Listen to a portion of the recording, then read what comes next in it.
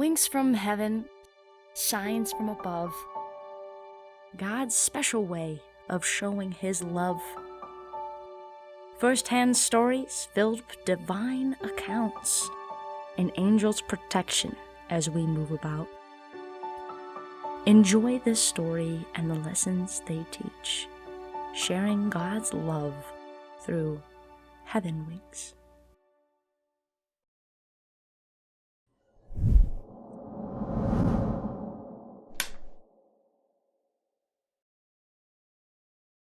Throughout my life, there's been loads of moments where I felt like there's been some kind of divine intervention trying to interact with me. A universal force, possibly. Coincidences that didn't just seem like coincidences. Unexplained signs. Or what I have oftentimes heard them referred to as heaven winks. Now, I believe that my faith in the Holy Trinity throughout my life has allowed me to have an unbelievable connection with God. And that he sent me signs at different times and points in my life when I needed it the most. And I believe that these signs were not just about me and navigating my own life, but the lives of others, and has been instrumental in building my faith. It all started with my grandma boat. She had a boat, hence the nickname. My grandma and I were very close. I lived only a skip and a hop away from her, so that made me the designated coupon runner. I take her to Aldi's, Save-A-Lot, Mark's, you name it. It would take several stores, expired coupon fumbling, and annoyed cashiers to get one weekend of grocery shopping done. God bless my Grandma Betty. One day, I was whipping up Irish bread with my grandma, and I dare ask the question that no one dare ask. All right, Grandma, so, I'm your favorite. Of course. Of course. I feel like when you pass, not to be morbid, but you have to send me a sign, like something specific that I know is from you. Just to know. I know that you're at peace and you're enjoying life up there on the other side. Okay, sure, Aaron, I can do that for you. How about if I send you monarch butterflies? I know you love those. And my Patty used to send them to me. Really? From And when Patty she did crossed that? over, yes. Oh my God. So I could do that for you, and then you'll know I'm around. My poor grandma lost her daughter, Patty, at the early age of 8. And Patty had a bad reaction to the medication.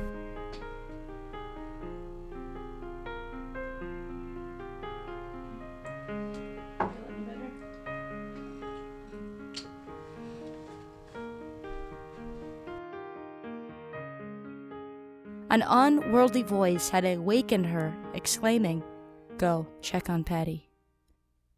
Go check on Patty." Grandma scurried up to where Patty was sleeping, and it was then that my Grandma Betty realized that Patty had taken on angel wings. She's not breathing. Help! Ray! Come in here! She's not breathing! It's Patty! Patty, what's going on? She's not breathing! Patty! Patty! Patty, what's wrong? Oh my God! Patty, no! No, Patty, I don't know what happened. No, please, Patty! Oh, no, Sweetie, honey, no, please sweetie, wake please up. wake up. Wake up, Patty. Patty, wake up, please. Please, Patty, please wake up. Wake up, Patty, please. July 19th, 2017, Grandma Betty was welcomed into eternal light.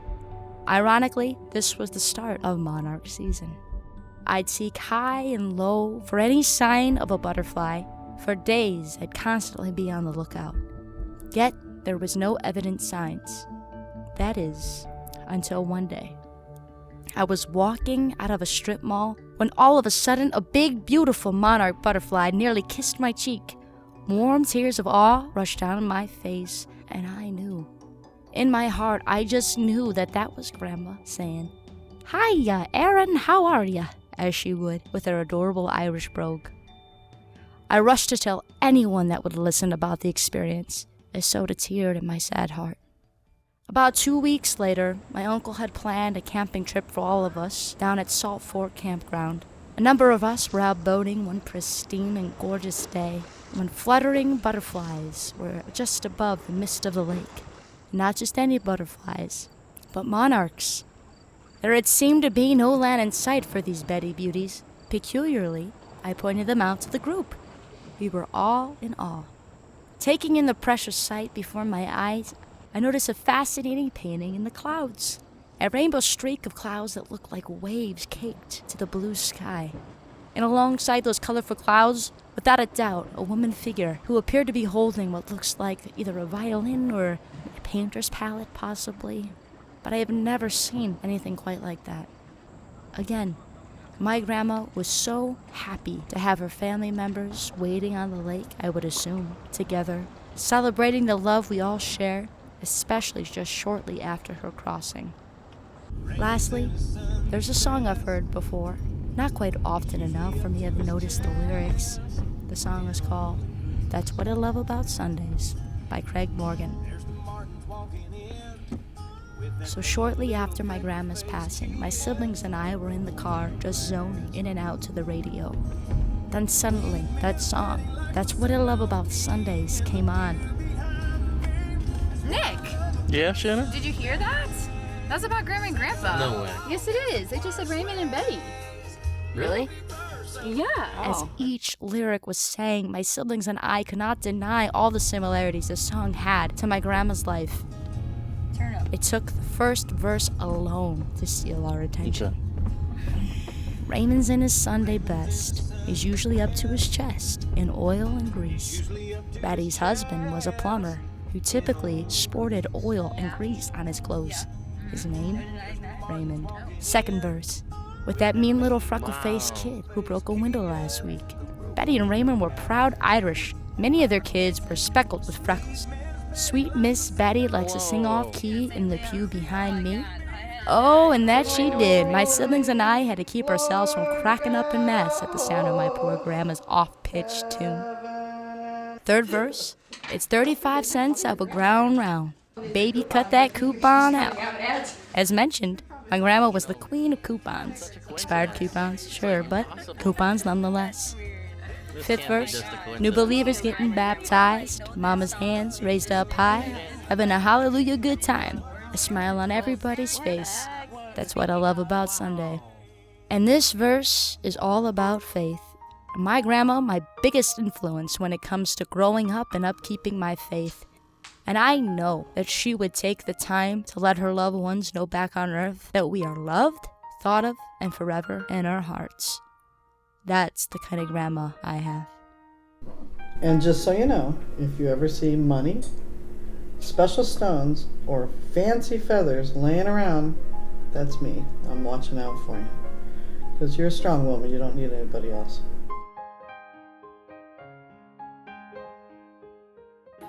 Give me a call later, okay, honey? I love you. Just give me a call when you can.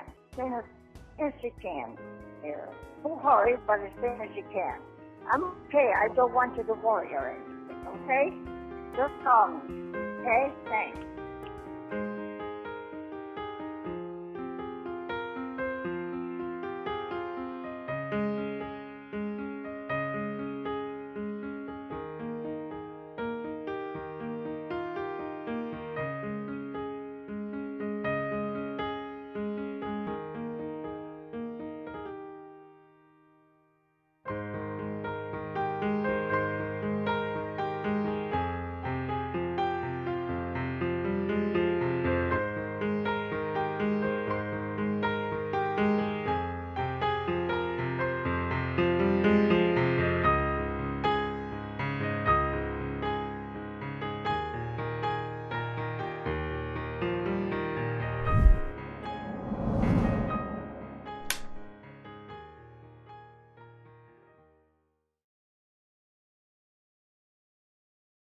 So in that first episode, you saw Grandma Betty and the sign that she had sent me when she had passed. I spent those 2 weeks looking for that butterfly that I knew she was going to send, but it happened when I least expected it, when I was walking out of a strip mall, of all places. And it wasn't just any butterfly, it was a monarch, the specific thing that I had asked her to send me. And it didn't just flutter on by in the distance, it almost kissed my cheek. So for me, that was just proof and reassurance that my grandma was somewhere in a better place looking down on me. My grandma's strong faith was not the only thing that she was strong in. Her whole character, her whole personality, her upbringing. Now, just taking you back a little bit. My grandma was born in Ireland and lost her mom in her early teenage years. Shortly after that, she had to go to England and make some money for herself and her family and move to America in her early 20s. It wasn't long after being in America that she had met her husband, Raymond, and they married and got pregnant. Their first pregnancy resulted in stillborn twins. But that didn't stop them. They continued to have pregnancy after pregnancy, and 10 kids later, we have a whole legacy. As you saw also in the first episode, little Aunt Patty passed at the age of 8 years old. My grandma carried a certain amount of guilt with her throughout the rest of her life because of that. After the death of Aunt Patty, they continued to remain strong in their faith. Many, many years later, my Uncle Ray Jr., was diagnosed with bladder cancer, stage 3. He had also did not beat that battle and passed on Easter Sunday at the age of 49. So my poor grandma and grandpa were left to bury their 4th child. This could be reason enough for anybody to turn their back on God and blame and cuss and wonder, why could a God of love do such things and allow such things to happen? That was never the tone that my grandma carried with her. Instead, she continued to lean on God in all of her difficulties and all of her hard times. So much so that even in her later years, when she lost her husband, Ray, she continued to live on her own with the love and support of all of her family, all of her kids, my mom, Elizabeth Jr., especially, who took care of my grandma in her later years. My grandma had COPD for the last several years of her life, and it wasn't easy watching my grandma suffer any more than she already had with an oxygen tank attached to her. But she forced her way through and was still faster than me in her old age, always on the move. And one thing she'd always say is that God's been good to her. What a testament to faith and how much that can make a difference in your life if you just choose faith, if you just choose positivity and believe that there's something greater happening than to be mad and bitter at the world. Signs come in all forms, shapes, and sizes. And in this experience, a sign came to me in a dream or a premonition.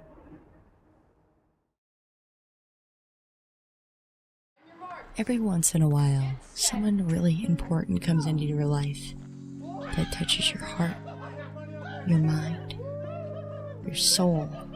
Sometimes they stay for a lifetime. Sometimes they stay for a chapter. Andrew was a friend of mine that I met back at Cleveland State Film School. We spent a couple classes together, barely talking, until we slowly found ourselves on every film set together, rolling eyes for lighting C-stands we'd never use, joking about students' inability to implement the use of a tripod, or the cringeworthy dialogue jotted on paper the night before a film shoot, unless, of course, it was otherwise improvised. As I got to know him, slowly and sometimes reluctantly, he'd reveal things about his life. The stories he'd tell would be praised as inconceivable plots for even writers to muster up. There's one story in particular I want to hit on. One night, I had a nightmare. Now, I never known Andrew to show any indication of self-harm. I mean, he was larger than life himself. But in my nightmare, Andrew took his own life.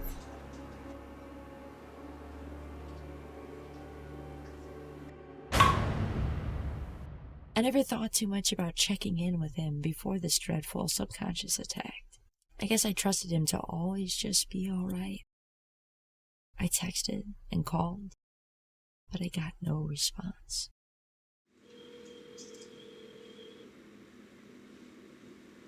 Andrew, pick up the phone. Okay, this is Andrew. Leave your message. I'll get back to you. Bye. Andrew, when you get this message, can you just call me back, please? Please call me back. I just need to hear from you. I love you. Bye. For days, I didn't hear a peep on his end, and my worry snowballed. A notification peekabooed on my phone as an email came in from Photos by AJR. Hey, I hope you haven't been too worried or wondered too much about my absence. I need you to know that I'm AJR all right. I'm emailing you because something happened to my phone. I was leaving my work shift when a man snuck up from behind and jumped me. I had my wallet and my backpack stolen. They left me nothing but a concussion.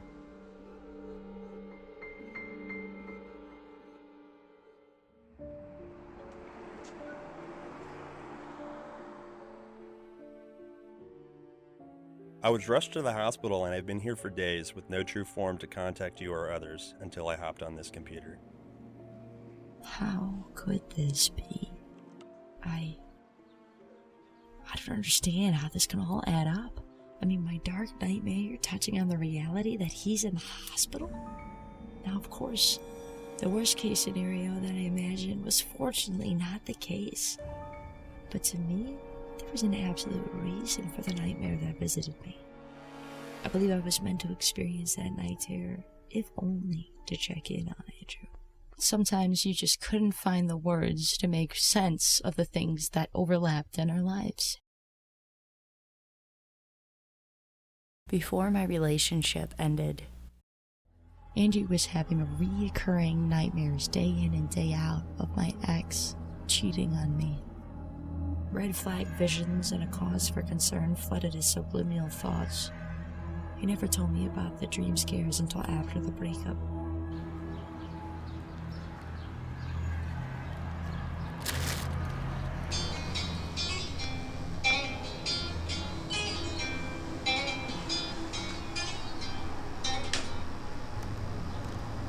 Hello? Hey, babe, how you doing? Guess what? So I just got off work early and thought that maybe we can have ourselves a little date night.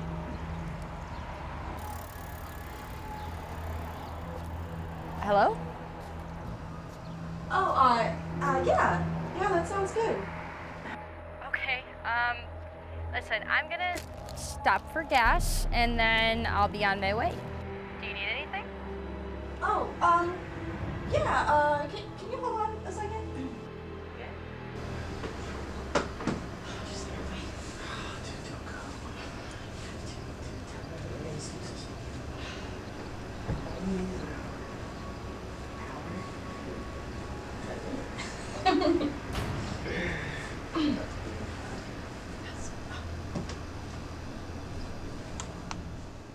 You still there? Yeah. All right. So, you gonna be ready to go? I'll be there shortly. Right now? I miss you. Miss you too. Yeah, I'm on my way.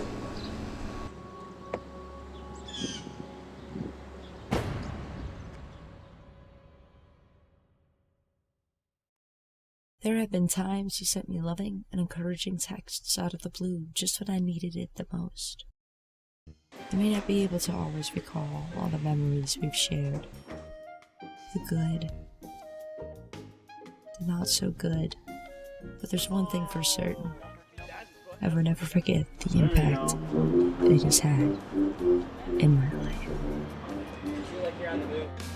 Through my troubles to the ocean, I watched them carry out to sea, or the tide that turned around now. Then they came right back to me, and I tried to run away, but I cannot escape.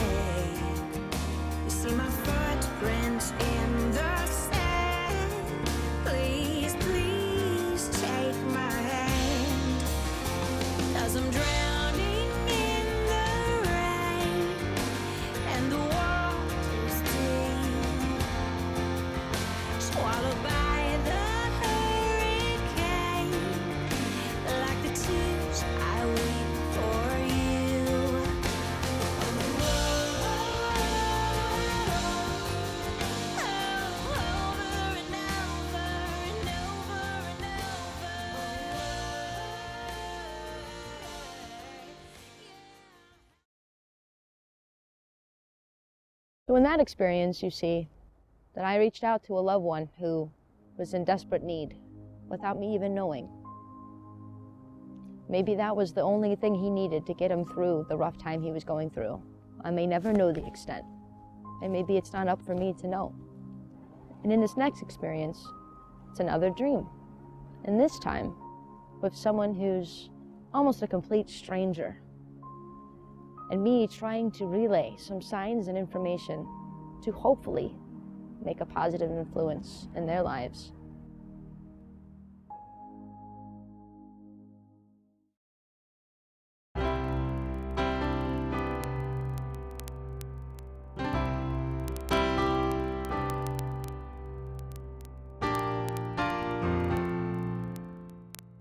One day, during arrival duty, I was standing outside, lost in thoughts. The school guidance counselor was doing arrival duty with me, and she must have noticed something a little bit off. She turned to me and she said, Hey, how was your weekend? a question ever so familiar. My weekend was, honestly, it was kind of rough. I got a call from my friend, and she told me that her brother committed suicide. And I spent all weekend with the family, and then on top of that, I don't even know if I'm just imagining things because of all the events that happened, but last night I had a nightmare, and in the nightmare, Josh in 7th grade, and I was looking down the line, and then I saw Josh and his name, and then right next to his name was the word written suicide, just right there. God, I'm sorry. Yeah, I'm sorry. So sorry. Didn't mean to unload all that on you today, but yeah, no, that's. I can only imagine. That's tough. Yeah, I know. I just I don't even know the kid very well, and thought maybe I should just pass that by you. So yeah, maybe I can just pull him aside or something, Yeah. chat with him real fast, check on him, see if I notice anything a little off. Yeah. Maybe it's probably nothing, but I appreciate that. Josh was an average art student at most. He didn't really try too hard to create. Alrighty, Josh, so I actually decided to pull you out of class today just to kind of briefly touch base with you. I'm sure you're aware of my services here as the school counselor. From time to time, I kind of try to make sure to reach out to all the students in the school. This is a safe zone, so you can feel free to open up about anything. I'm fine. Yeah, I'm glad to hear, but we can always, talk about anything that may be going on. School, maybe home. I'm fine.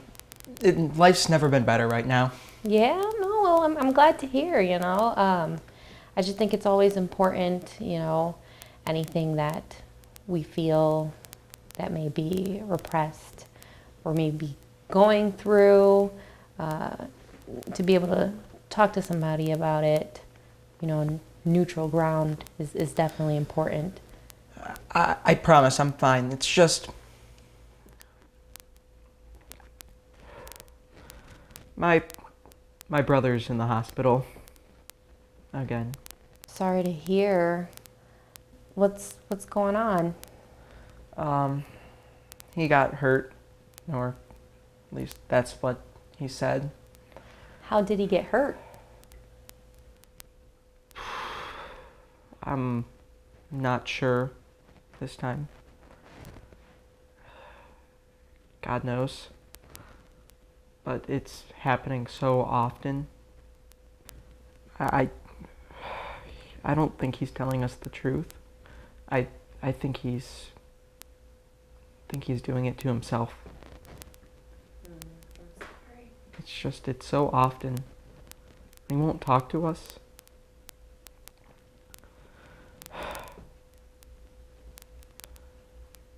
We used to be so close. were close?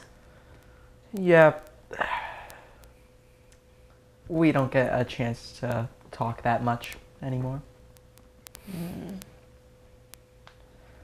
You know, hospital bed is not the best place to have a family reunion. Yeah.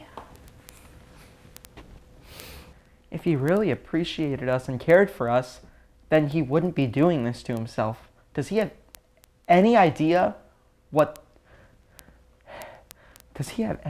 how this is affecting us every day? He keeps telling us it's never going to happen again, and then it keeps happening. Well,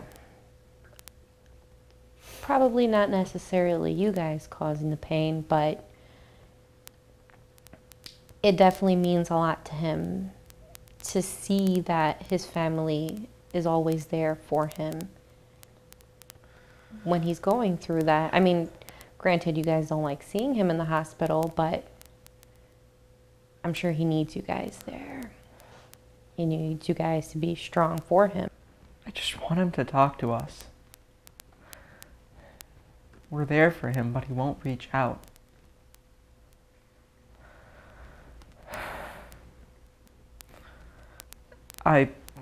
I should get going. Swim meet. All right. Well, thank you for talking to me today, and just know that at any moment that you want to go ahead and have another conversation, you're more than welcome to come in here and just vent, okay? All right. Thank you. I'm sorry, bud. You know, after last time I thought we wouldn't be here again, but here we are. Well, if last time had gone right, there wouldn't have been this time. Well, there wouldn't have been at this time either. I wasn't so lucky driving you without my actual license. Good thing it's not automatic, huh? Hey, Mr. Green. My name's Karen. Hi, I'm one of the nurses. I'm going to dress your wound, okay? Do you mind if I call you Marvin? No, it's fine. Okay. All right, so who do we have here? This is my brother, Josh. Oh, okay. Is he your younger brother? Yeah, he's definitely the younger one. Aw. Wow, so are you guys pretty close? Yeah, pretty close for a 15-year difference, I guess. Well, it's really nice to see you here with your brothers. Has anything like this happened to you before? A couple times. Okay. So, a couple times you fell through a table, or a couple of times you had a laceration on your wrist? Yeah, I'm pretty close. Oh, okay. I see. So, what does your mom and dad think about it? I mean, are they aware that you've had this, that you're here? I'm sorry. It's going to sting a little bit. Okay. Only take a second, okay? I'm just going to pat it dry. There. All right, there you go. So what I'm going to put on next is this, it's called Zero Form Gauze. What that does is it keeps it moist, because you do want it to heal. Okay. This way. Go ahead and raise your arm. Okay, it's not going to be too bad. Here we go.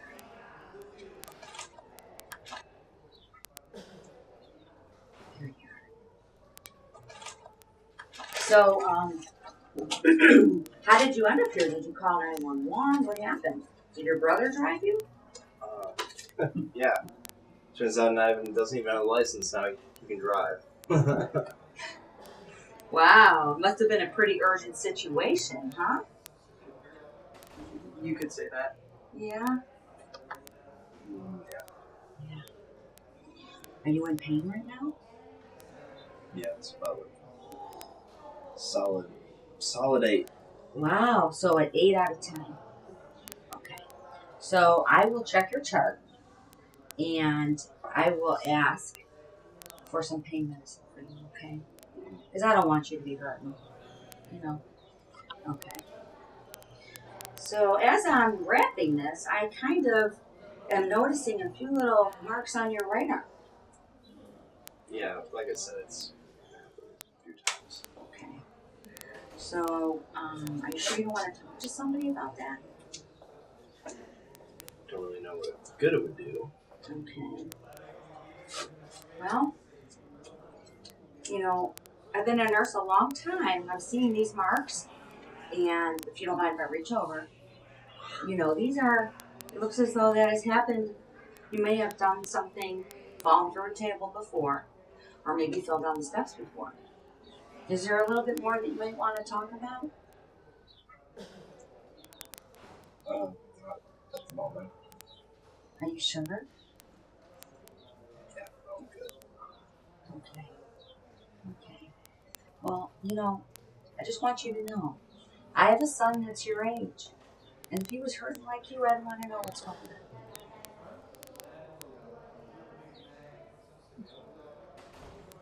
Because you're definitely, I see a lot of pain. You're struggling. I see the pain. Get through it. Always do. So I just want to say, we do have like mental health professionals that can help you. Is that something that you might want to, have you ever talked to a psychologist? Yeah, I'm familiar. Okay. Have they helped you? Do you feel like you've gotten some help from them? Not a lot. Okay. Okay. So I will say, I've worked here for many years at this hospital. We have some great psychologists. And there's one in particular that I'm very, I think is awesome.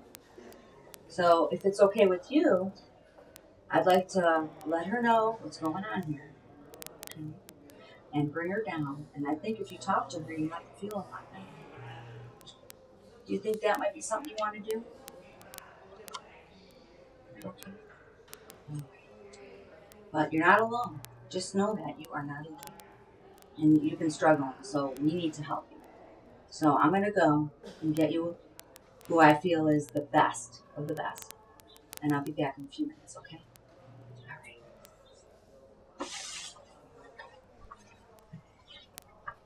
You know, it's getting cold, but I got you some coffee.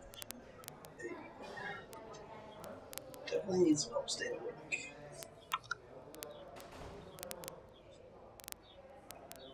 Oh, it's more better when it's cold.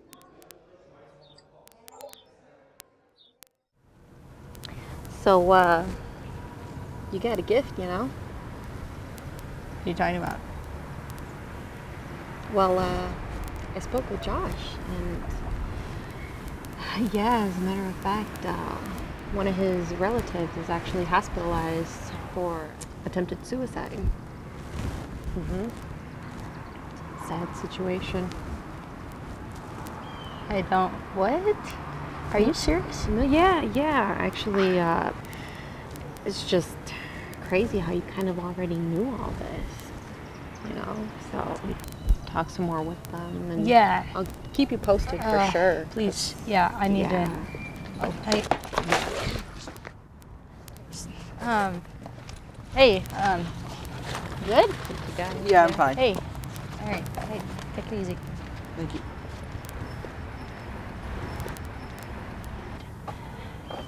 I mean, I'm gonna be worried about that kid. Yeah. Do me a favor and like I can talk to him a little bit, but like you've now opened that door. Can you just keep me posted if anything comes about of it? No, yeah, for sure. I'll definitely keep you posted for sure. Thank you. Appreciate it.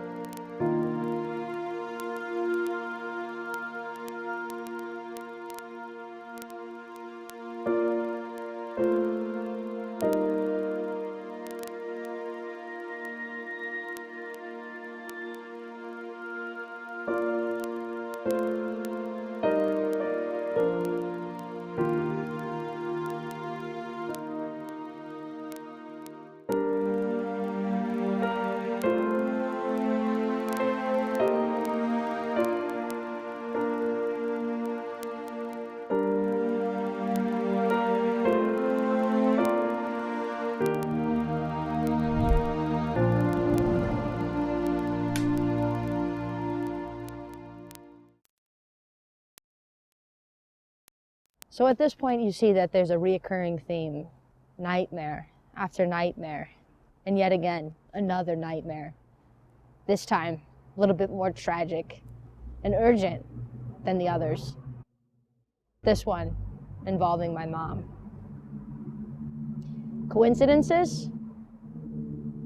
Or maybe not.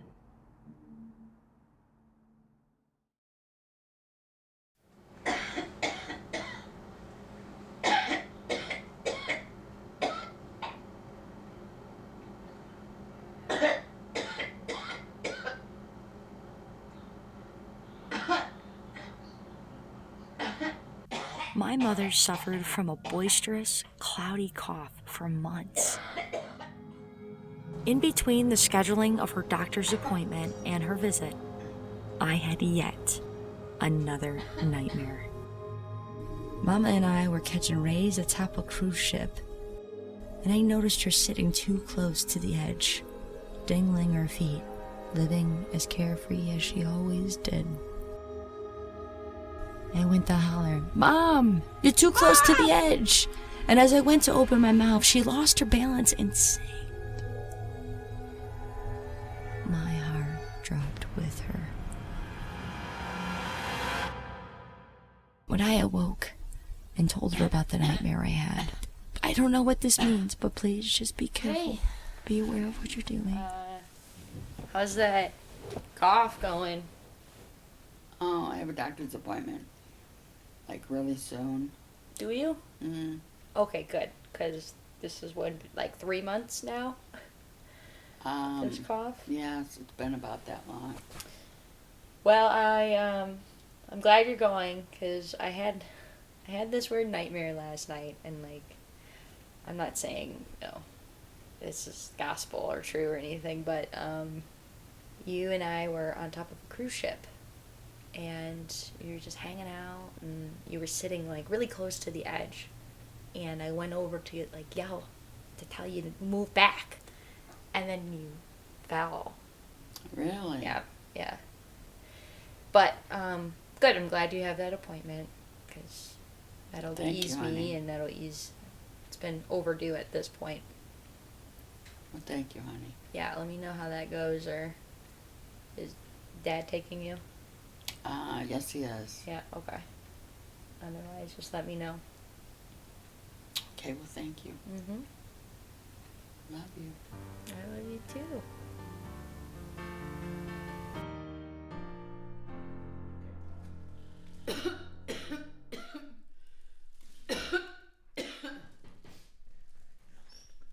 Hi, I'm Dr. Nolan. Hi, It's I'm nice to Miss meet you. Monet. Nice meeting you. What brings you in today, ma'am? I have a very bad cough. I've never had a cough like this before. It's just very thick sputum, little bloods in it, and it gradually got worse. I can't sleep at night. The cough is severe. I would say it's at a 9. A 9? A 9.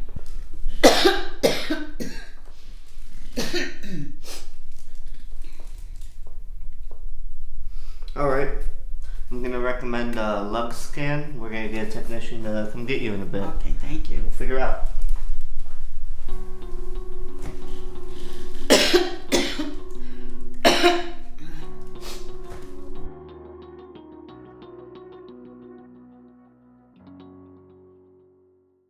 Miss Monet. Hi. It's good to see you again. Nice seeing you. So we've got your x-rays. I just want to go over them with you. Your spine, clavicle, and the spider web parts. This is pneumonia. So you had it right. Over here, I do have some concerns about this white mark though. I want to do some more digging and schedule you in for a biopsy to explore further. We're going to do some digging. In the meantime, got some antibiotics for you. I want you to take these daily. I want you to stay active, so the more movement you are, the faster we'll get it out of your lungs and you can sleep better. All right. All right, We're going to get you scheduled. We're going to get this taken care of. Thank you. Hello. Hello, Miss 1A. How are you feeling? I'm okay. Who's this, please? This is Dr. Nolan. Oh, hi. So what's up? Well, Elizabeth, I'm sorry you haven't been feeling too well. I called to tell you that we'll need to run a bunch of tests to see where we're at with you. I've got several dates you'll need to mark for various appointments. Let me know when you're ready. Okay, I got paper and I gotta get a pen. Okay. October 15th, October 22nd, Mm-hmm. October 29th. Let me just confirm it. October 15th. But as they ran their scans and saw the pneumonia, they saw something a lot more threatening. December 21st, 2022. The first day of winter came in with blizzards galore and froze me in that moment in time. The results are conclusive. You have cancer. We also found a blockage in the heart.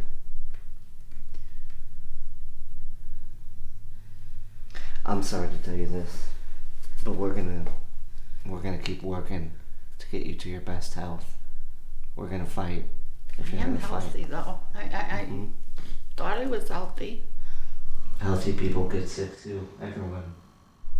Even, God forbid, kids get it. I'm sorry to tell you this, but we're going to work to get you to your better health. Thank you. We're gonna keep fighting. Thank you. Mm-hmm.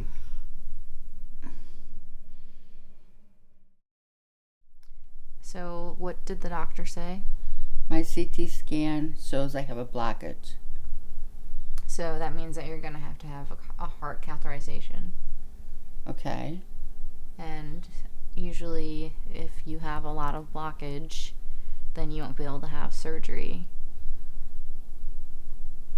Really? Yeah, so you really have to...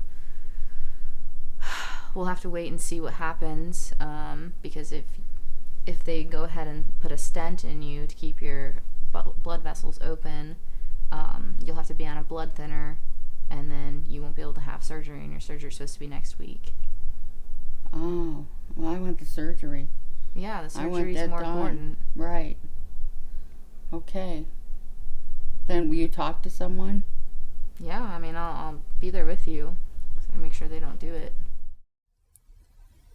She went in for the surgery, and only 2 people were allowed to wish her goodbye. A surgery that would last hours upon hours. 1A. Hi, how are you? I'm good. How are you? Good. Good. Well, I'm Dr. Jackie, and I'm here to inform you of the high-risk surgery that you're going to be undergoing. Given the history of your heart, it makes you more at high risk. So, do you think that it would be a good idea for me to go and grab my siblings so they can say goodbye to her? Of course. As I got to the room, my mom started to cry. Apparently, the doctors and nurses slipped that it was a little bit more serious than they initially realized. I love you, Mom. I love you. I'll see you when you're done with your surgery. Okay, love you.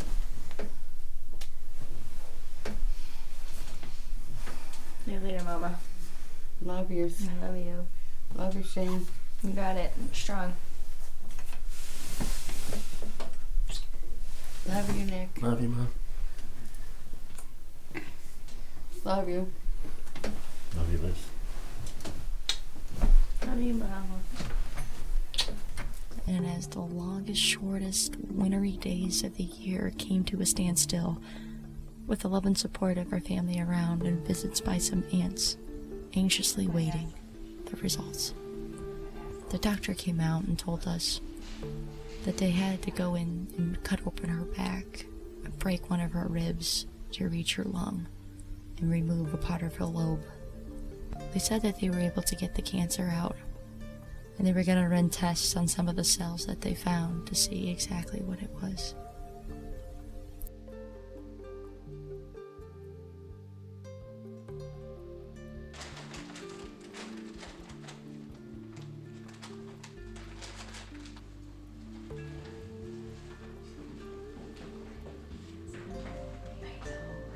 The next day was Christmas, and I spent all day with her, sitting bedside as she recuperated from her surgery. Merry Christmas, Mom. Hi. So much pain from the cracked rib and the scraped lungs. She was on a breathing tube, did breathing exercises. The medicine was getting to her and made her delirious and irritated. Thank you. You're welcome. And I also got the best part. Look at these. You have some really talented grandkids. Who's this? That's from Billy. And who's that? That's from Zedekiah. Aww. I know. Beautiful. I wanted You to hang say them Merry on the Christmas. wall? Yeah. They wanted to say Merry yeah, Christmas. I'll hang them right here. Yeah, they wanted to say Merry Christmas. It's too bad they couldn't come in. I know. No, they only let certain people do things nowadays. They gotta keep everything limited.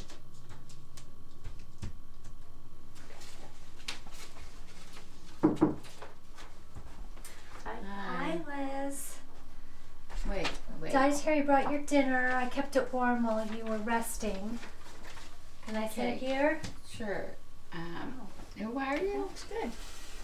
I'm Jen. I'm your nurse. Oh, I don't remember you. You You don't. You're the No. yesterday, Mom. What did you do with my other nurse? Well, we're all still here. We're all here Oh, to support you. Okay. Thank you. Thank God for my sister, who has been my rock throughout that whole process. As the nurse she is, she double-checked every nurse that came into that room, asked all the questions, and ensured that my mom wouldn't be treated like just some other patient.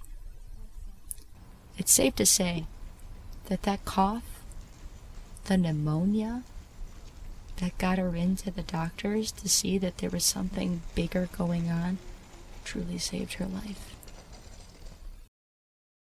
I thank God that she is healthy now. She goes to work out still. She's building her lung capacity back. And I can finally take a deep breath. Thank God she is now almost 9 months cancer-free.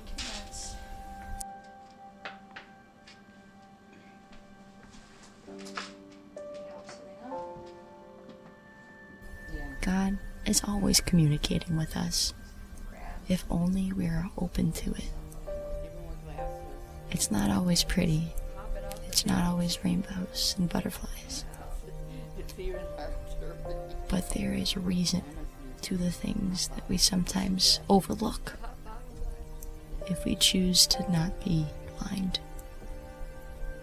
Angel numbers, sometimes nightmares and dreams. I thank you, and I love you, Mom.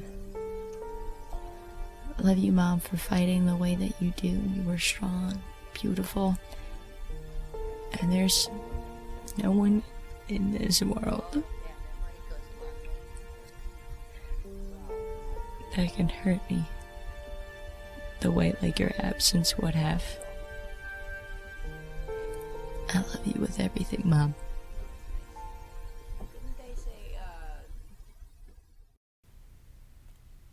Maybe later. Since Christmas was spent bedside with my mom in the hospital, Always told me not to waste. when we got out, about a month later, we decided to do it right. Family came back into town from Canada, and we got to open up Christmas gifts as if it were Christmas morning all over again.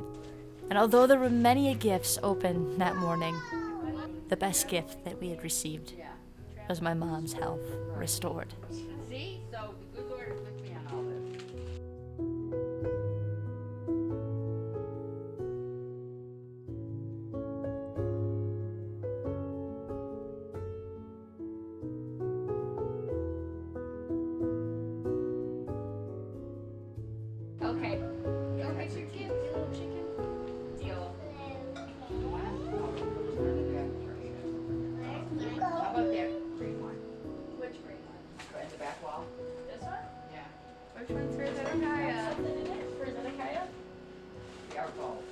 I'm not going to. Okay. Okay. Right. Go. Merry Christmas.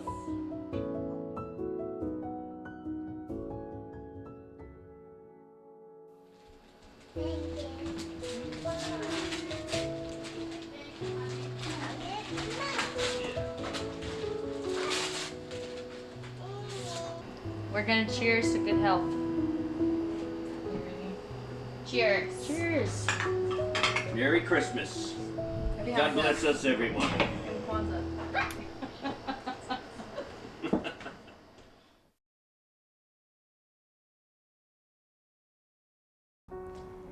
Sometimes you just never know what the sign will be, but you will know it when you see it. Coincidences or God speaking to you? I guess that's a choice you have to make.